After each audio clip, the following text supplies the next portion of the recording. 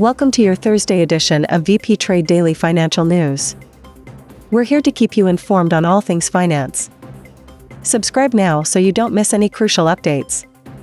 Starting with the U.S. stock market, the S&P 500 ended Wednesday relatively unchanged. Gains in tech shares like Nvidia, which rose 1.6%, were offset by Tesla's 3.5% drop after their disappointing Q3 vehicle deliveries. Investors are also keeping an eye on ongoing tensions in the Middle East, after the US and Israel vowed retaliation against Iran's attack.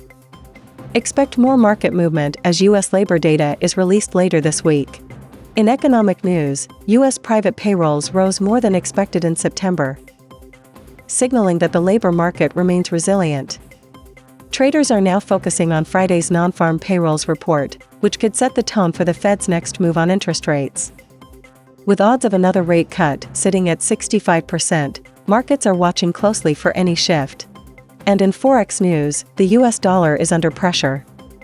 The dollar index has fallen 4.8% this quarter, marking its worst performance in 2 years. Central banks around the world are cutting rates, narrowing the yield gap with the US dollar. Traders are looking at currencies like the Norwegian krone and the Brazilian real, which could gain as the dollar weakens further. Switching to cryptocurrency, the SEC is appealing a court ruling that limits its ability to regulate the market.